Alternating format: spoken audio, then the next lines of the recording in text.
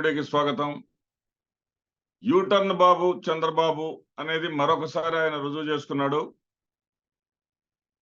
నరేంద్ర మోడీ గారి ప్రాపకం లేదే, నరేంద్ర మోడీ గారితో జట్టు కట్టందే జగన్మోహన్ రెడ్డి గారిని ఎదుర్కోలేను అని నిన్నటిదాకా చెప్పినటువంటి ఆయన ఇప్పుడు రంజాన్ పండుగ సందర్భంగా ఇఫ్తార్ విందులకు వెళ్ళినప్పుడు ముస్లిం సోదరులు కలిసినప్పుడు భాష మారుస్తా ఉన్నాడు. తప్పనిసరి పరిస్థితుల్లో కలిశాడంట, విధి లేని పరిస్థితుల్లో కలిశాడంట. కలిశానని ఎక్స్ప్లెనేషన్ చెప్పుకునేటటువంటి క్రమంలో ఒక రకంగా భారతీయ జనతా పార్టీ కార్యకర్తలను, భారతీయ జనతా పార్టీ అభిమానులను కించపరుస్తూ మాట్లాడుతా ఉన్నాడు. భారతీయ జనతా పార్టీ వాళ్ళు, వాళ్ళ నాయకుడు, దేశ ప్రధాని అయినటువంటి నరేంద్ర మోడీ గారిని మరి రాముడుగా చూసుకుంటారు. కానీ ఇక్కడ చంద్రబాబు నాయుడు తనకు తాను రాముడుగా వర్ణించుకున్నాడు. రాముడంతటి వాడికి వానర సాయం తీసుకోక తప్పలేదు అంట. అంటే ఈయన ఉద్దేశం వానరులు అంటే భారతీయ జనతా పార్టీ వాళ్ళు. అంటే భారతీయ జనతా పార్టీ వాళ్ళను, కార్యకర్తలను, నాయకులను వానర మోకతో పోల్చాడనమాట.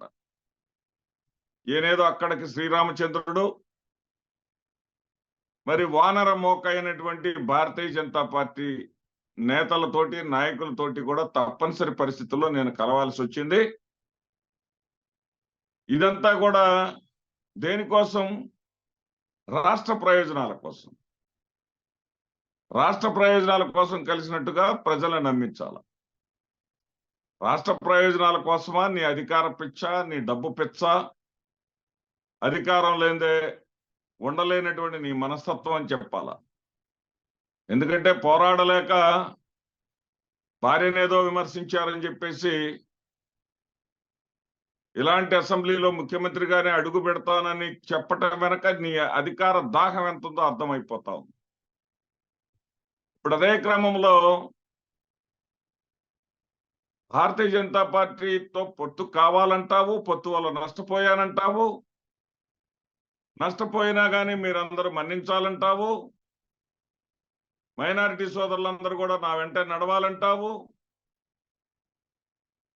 మరి నీకు సపోర్ట్ చేయడానికి నీకోసం ముందుకొచ్చినటువంటి పార్టీకి చెందినటువంటి నేతలనేమో కోతి మోకతో పోలుస్తావు. అంటే ఇక ఏదైనా సరే నీకు అనుకూలంగా, నీకోసము నీకు అనుకూలంగా మార్చుకునేటటువంటి విధానం. ఇప్పుడు ఎట్టకేలకు నరేంద్ర మోడీ గారి బాటలోకి వచ్చావన్నమాట. నిన్నటిదాకా షర్మిల గారి మీద ఎక్కడ లేని సానుభూతి చూపించావు. తల్లిని చెల్లిని పట్టించుకొని జగన్మోహన్ రెడ్డి అన్నావు. చెల్లినే ఆదరించలేని వాడు రాష్ట్రాన్ని ఆదరిస్తాడా అన్నావు. ఇప్పుడు చిలకలూరిపేట సభలో, అట్రఫ్లాప్ అయినటువంటి చిలకలూరిపేట సభలో నరేంద్ర మోడీ గారు చెప్పిన మాటనే మళ్ళీ యూటర్న్ తీసుకొని అందుకున్నావు. ఆయన ఏం చెప్పాడు? జగన్మోహన్ రెడ్డి గారేమో వైఎస్ఆర్సీపీ అధ్యక్షులంట, షర్మిల గారేమో కాంగ్రెస్ పార్టీ అధ్యక్షురాలంట, ఇద్దరు కూడా ఒకే పార్టీ వాళ్ళంట, వాళ్ళు ప్రభుత్వ వ్యతిరేక ఓటు చీలకుండా ఉండటం కోసం ఆడుతున్నటువంటి నాటకం ఇదంతా. కాబట్టి తస్మాత్ జాగ్రత్త, కూటమికి ఓటు వేయండి, ప్రభుత్వ ఓటమి చేల్చబాకండి అని చెప్తే నిన్న గురజాల్లో మళ్ళీ ఆపల్లం అందుకున్నారు. నిన్న గురజాల్లో వచ్చి షర్మిల చంద్రబాబు ఒకటే, ప్రభుత్వ ఓటు చీలేందుకే షర్మిల పోరాటం చేస్తుంది, అన్నని గెలిపించడానికే షర్మిల పోరాటం చేస్తా ఉంది, షర్మిల గారు, విజయమ్మ గారు, జగన్ గారు ఒక్కటేనని గురజాల్లో చెప్పేశాడు. అంటే ఇక్కడ ప్రజలు అంత క్యాబేజీ పూలు పెట్టుకొని ఉంటారా? జగన్మోహన్ రెడ్డి గారు తన చెల్లెల చేత అంత తీవ్రమైనటువంటి తిట్లు తిట్టించుకుంటారా?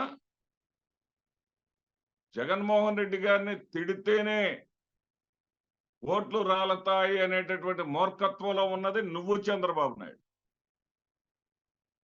నీవు వాళ్ళందరి చేత తిట్టిస్తూ ఉన్నావు. దానివల్ల నీకు ప్రయోజనం కలిగిద్ది అనేటటువంటి భ్రమల్లో నువ్వు ఉన్నావు. ఇప్పుడు ఆ మరక నీకు అంటకుండా దాంతో నాకేమీ సంబంధం లేదు. ఆ మొత్తం కూడా నాకే సంబంధం లేనటువంటి కార్యక్రమం లాగా నువ్వు ప్రజలను నమ్మించాలని చేసేటటువంటి ప్రయత్నం. ప్రజలు అమాయకులు కాదు అన్న సంగతి గుర్తుపెట్టుకో. నమస్తే.